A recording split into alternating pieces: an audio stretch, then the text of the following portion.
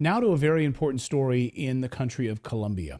Since 2016, 1,515 Colombian social leaders have been assassinated. And as of this recording of this interview, 101 so far have been killed this year, in the year 2023. Another one just killed today.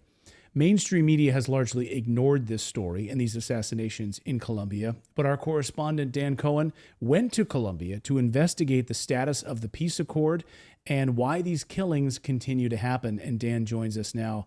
Dan, welcome back. Yeah, Clayton. So I was in Colombia in March and then again in May to investigate this 2016 peace accord and why it has failed so spectacularly to the point where more than 1,500 social leaders have been killed, and this is ongoing. And so what you're going to see is an assassination attempt, exclusive, never aired footage of an assassination attempt against one of these social leaders. And then you're going to learn about why this peace accord has gotten to this point where it's basically hanging by threads. So let's go ahead and watch that report. Guillermo Mosquera Miranda is a farmer from the rural Colombian municipality of Argelia Cauca, located deep in the western Cordillera mountain range. Mis papás también, a través de, así como lo estamos haciendo hoy con mi hija, así en medio de la cotidianidad, me fueron transmitiendo ese conocimiento. He and his family are displaced in an undisclosed location under threat by armed groups. In October 2021, assassins surrounded his house in Argelia. His neighbor told them that he had left the night before. In reality, he was asleep inside. De no ser por el vecino que les dice que yo me había ido, pues seguramente me hubieran matado ese día. Eso fue tenaz. Empezamos a evaluar si realmente valía la pena estarse en el territorio, hasta que en el 2022 dijimos no más. When Mosquera informed local officials of the attempt on his life, they relocated him to the nearby town of El Tambo. Yo le expresé personalmente al gobernador, le dije, gobernador, si usted me manda al Tambo, me van a matar.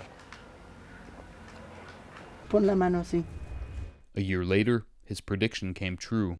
Yo iba como todos los días, me desplazaba de al Tambo, a mi trabajo. Surveillance footage captured the incident, published here for the first time. Iba con los dos escoltas en el carro.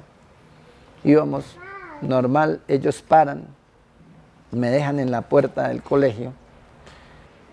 Y cuando yo llego, ya estaba todo un dispositivo para matarme. An assassin lying wait across the street. Yo llego al colegio, me bajo del carro y uno de los hombres se acerca por detrás y a menos de 50 centímetros activa el arma 5 veces.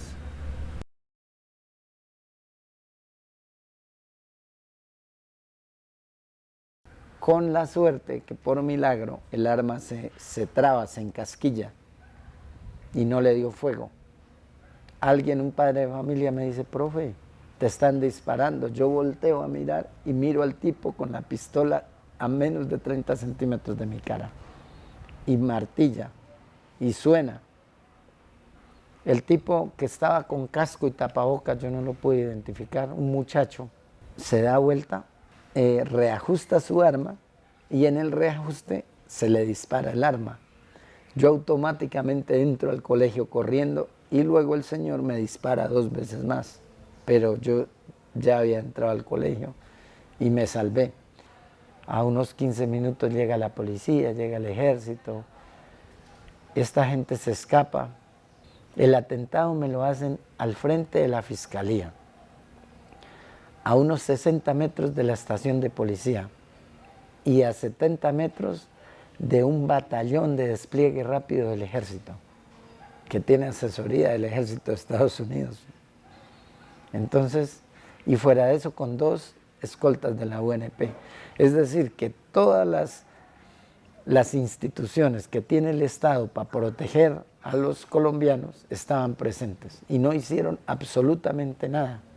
Mosquera believes that the assassin was sent by a group known as the Carlos Patiño Front. La razón es porque yo hago parte de Ascanta, porque soy líder campesino y porque nuestra organización no quiso coordinar con ellos.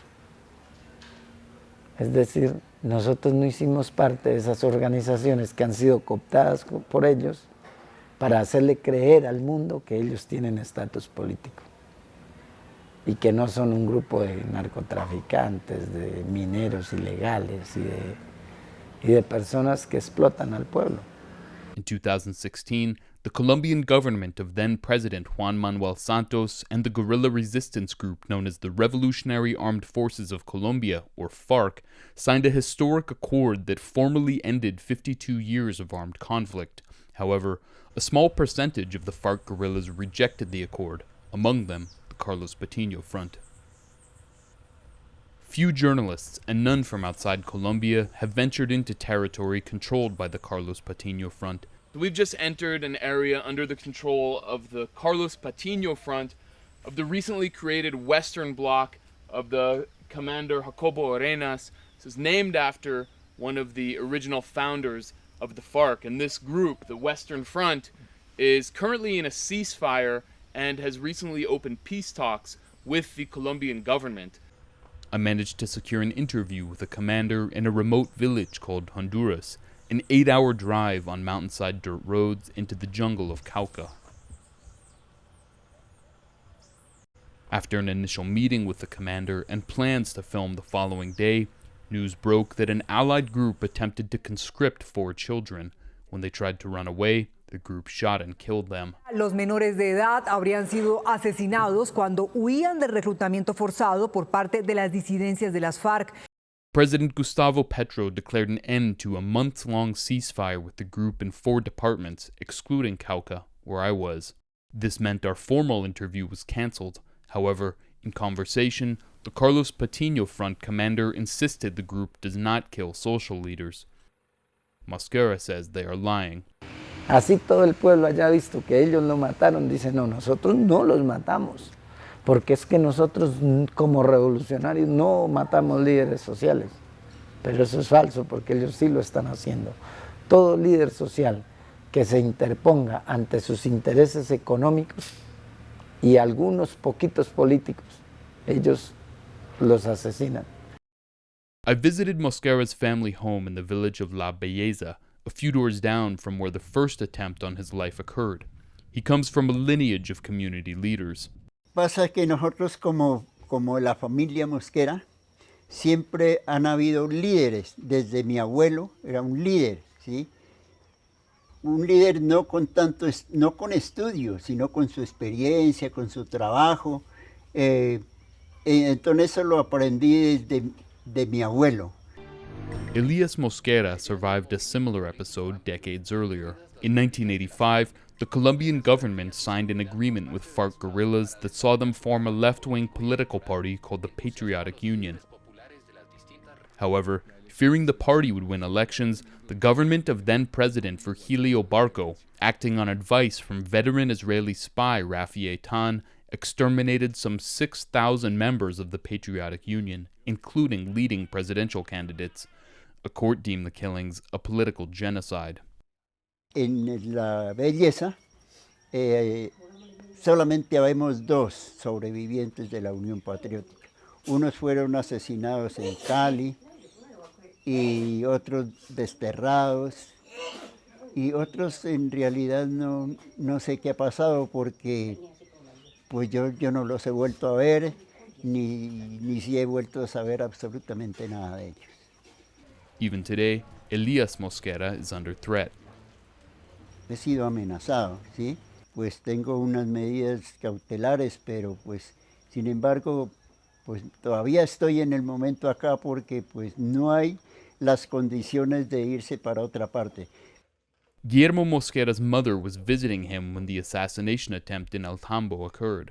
Yo me quedé que no pude ni comerme la fruta que tenía, porque yo quedé sin palabras, como dicen, yo quedé sin palabras. Saber cómo es mi hijo y que le hicieran eso.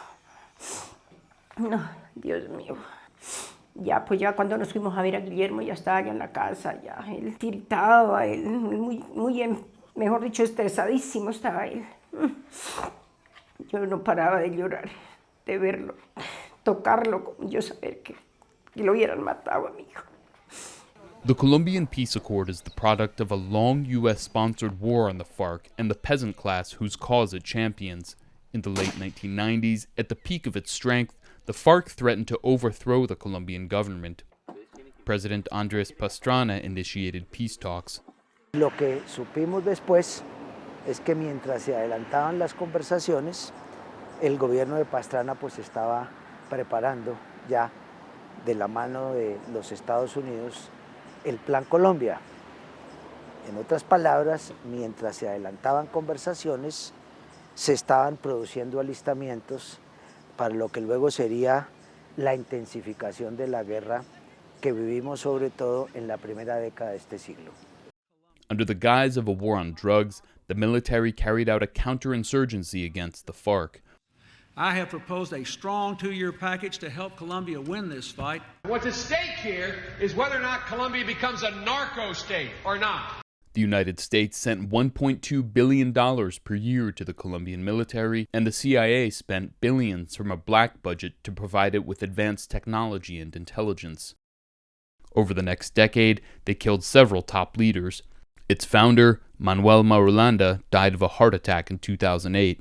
One by one, his successors were killed, its ranks decimated. As Plan Colombia reduced the FARC to a shell of its former self, President Juan Manuel Santos approached it for secret negotiations, a move backed by the U.S. and Colombia's power centers. A 2015 Department of National Planning study said that a peace accord could triple foreign direct investment and increase its potential economic growth.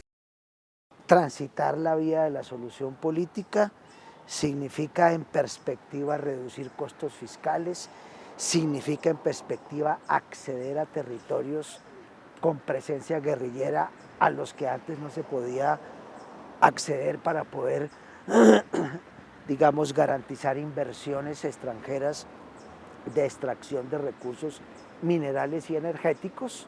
After a lengthy process in Havana, Cuba, with international oversight, the two sides agreed to an end to armed conflict. Almost 11,000 FARC guerrillas, 94% of the group's ranks, laid down their weapons and abided by the accord. Argelia was a place of hope and optimism. Queremos decirle a ustedes que son nuestra familia y que vamos a terminar el conflicto, que es echar bala, no más, pero el resto la lucha sigue y creo que con ustedes seguiremos adelante buscando un nuevo futuro para todos los campesinos. Bueno, al principio toda la guerrillera lo cogimos con muy buen aprecio, ese proceso, porque pusimos la esperanza totalmente en el gobierno, en ese entonces del gobierno de Santos, que íbamos a salir adelante y nos iban a brindar todo el apoyo necesario que se necesitaba y aún se necesita para sacar adelante este proceso. However, in his remaining time in office, Santos did little to implement the accord. His successor, the far-right Iván Duque, directly opposed the accord and sought to destroy it. El gobierno que más ha abandonado el proceso fue el gobierno de Iván Duque, quien le hizo tantas jugadas e incluso en campañas dijeron que iban a hacer trizas del acuerdo. Y fue lo que hicieron en últimas. En ese entonces, durante los 4 años, el proceso de paz quedó estancado. Throughout it all, the government has not upheld its obligations, chief among them to provide social leaders and ex-FARC combatants with protection and to dismantle the armed groups that kill them. Since the agreement, more than 1,500 social leaders have been killed throughout the country, including 17 in Argelia. Ese trabajo, o sea, usted conoce los sueños de esas personas y no son sino sueños de paz. Y que los hayan asesinado, eso es un golpe muy duro para espiritualmente y también anímicamente. 380 ex-FARC combatants have been killed too. Mayerly Bolaños was sitting in a bar in March 2023 when someone threw a grenade at her. She was unharmed, but her husband was injured. Salimos a departir un momento con mi compañero y al decir unos 15 minutos que hemos llegado a ese establecimiento, lanzaron un artefacto, pues y afortunadamente no salimos lesionados todos los que estábamos ahí, pero mi compañero sí salió lesionado debido a esa explosión.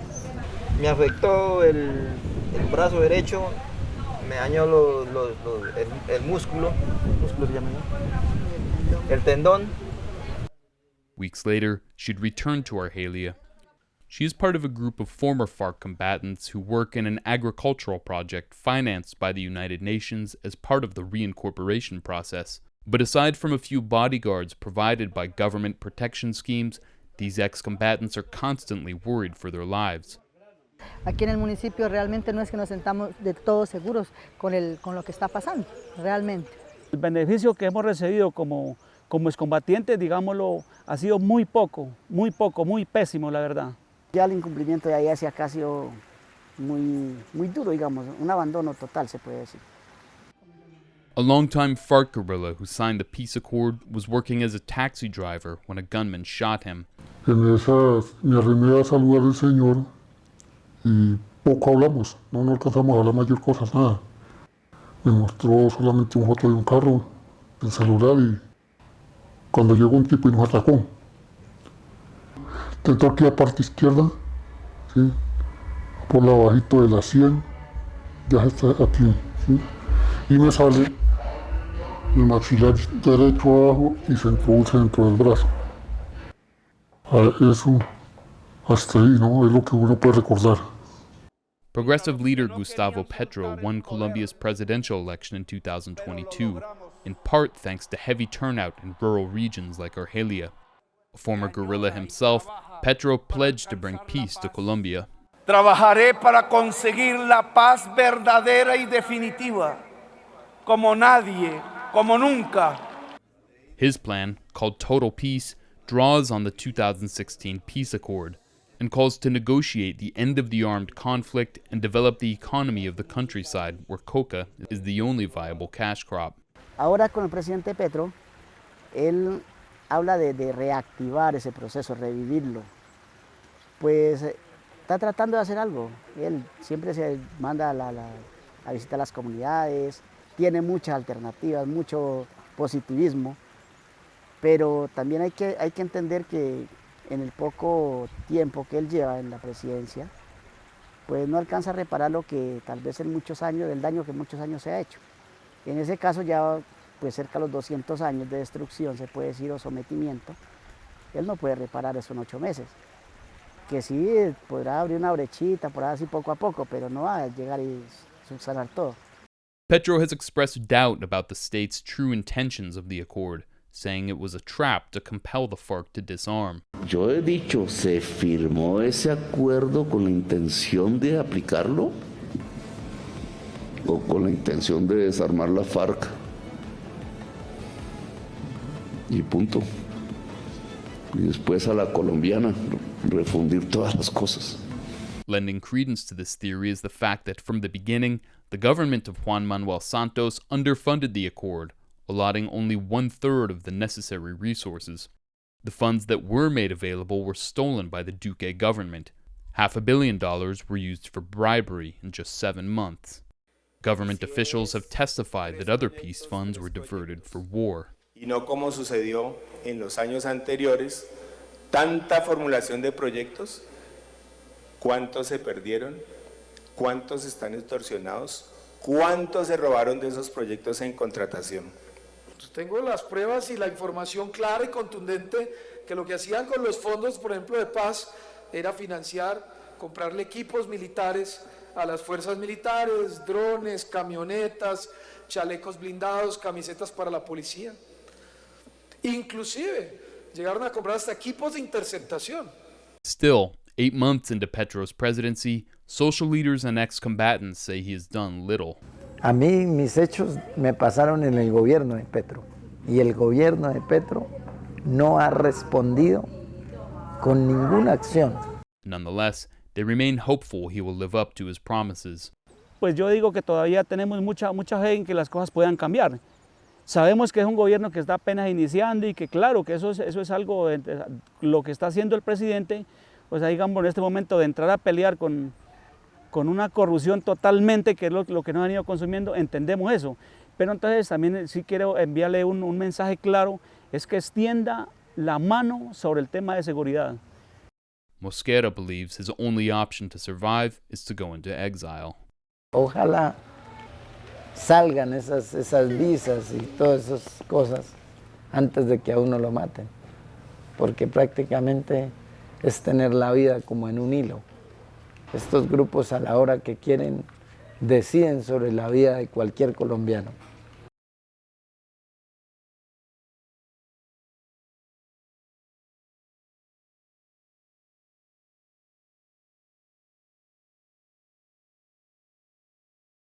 So amazing report, Dan. One of the things, of course, that always stands out to me about Latin America is the involvement of the United States, the meddling of the United States in Latin America. You can't ever really have a discussion about what's happening there without some sort of intervention by the United States. So how does the U.S. fit into this failed 2016 peace accord and the ongoing violence in Colombia? So the United States has played a fundamental role in shaping Colombian politics, and reality since even the 1960s, when it was training the U.S. military, when it carried out Plan Lazo, which when the Colombian military, being advised by the United States, attacked a commune that went on to form the FARC. The origin of the Colombian armed conflict really has a lot to do with the United States. Fast forward to the 1990s. There was an attempt at a peace accord. There were peace talks between the FARC that was extremely powerful at that point and the government. And at the same time, as we learn in the piece, that the Colombian government was in peace talks, the United States was planning with the Colombian government a massive long-term military package to attack the FARC. And beginning in 1999, 2000, that's what we saw. Beginning with Bill Clinton, through the Bush era, through the Obama era too, we saw something called Plan Colombia. And there was also a massive CIA black budget used to attack the FARC. So basically, under the U.S. guidance and the CIA, Colombia weakened the FARC to get it to the point where it then approached the FARC in the early 2000s to initiate this so-called peace accord. But really, what it wasn't so much a peace accord as it was a surrender, negotiating the terms of surrender, though it was more marketed as a peace accord. And the U.S. was very much involved in that, to the point where it had a representative named Bernie Aronson, who was going to Cuba to partake in these talks. And then the peace accord was signed. There were large celebrations among swaths of the Colombian public. And what happened after that? The United States, with the government of Duque, the right-wing party, began to attack the peace accord. And so you saw this extermination of social leaders begins, the extermination of ex-combatants, people who had said, okay, I'm not going to fight anymore. I'm going to reintegrate into society as the peace accord dictates. Those people are being wiped out, and they still are being wiped out to this day. And then the United States, in cahoots with the Colombian government at the time, ran an entrapment campaign against the negotiators from the FARC. So these guys who in good faith had said, okay, we're going to sign this peace accord and integrate into society, were entrapped and falsely accused of transporting cocaine into the United States. And so what did they do? They went to the mountains and took up arms again. And so the U.S. first tried to create the peace accord and then destroy it. And so that's essentially where it stands today, that this peace accord has turned into a large failure in terms of bringing anything really, much positivity to Colombian society, but has achieved its goal of disarming the FARC. So tragic. I mean, going back to my many years ago, studying Latin American history and the history of Colombia and the violence, back to my college days, learning about the violence, learning about the FARC, learning about all of the bloodshed that's gripped this country for decades, and to think, God, this peace accord could have been the answer to all of those pain points. And once again, it goes down in a flaming ball of United States propaganda, meddling, and tragedy, really. Yeah, absolutely. I mean, the peace accord, if you look at what it says on paper, I mean, it would have completely changed the situation had the Colombian government, abided by the peace accord. And the U.S., of course, could pressure it to, and could provide funds to implement the peace accord to this day. So it's not only about the Trump administration not pursuing the peace accord, but the Biden administration today says nothing about it. So it's you have to see this. We have to see this as really a project of American empire that's dictating what happens in Colombia. And, we'll see what President Petro, who says he wants to abide by the accord, can do, despite the fact that there's really no funds because they've been pillaged by Ivan Duque, who, of course, is now living in Washington, D.C., and, who I ran into in the streets. Unbelievable, and an unbelievable reporting. Thank you so much, Dan, reporting for us in this Colombian turmoil. Thanks again, Dan. We appreciate it. Thank you. Thank you so much for watching this segment here at Redacted. We are live every day at 4 p.m. Eastern Time, trying to share the stories that the mainstream media will not cover. You should also come over and join our community of Redacted Rebels over at redacted.inc. That's our private locals community where we can share exclusive content that we simply cannot share here on YouTube. Come over and join the rebellion together right now by going to redacted.inc. We'll see you next time.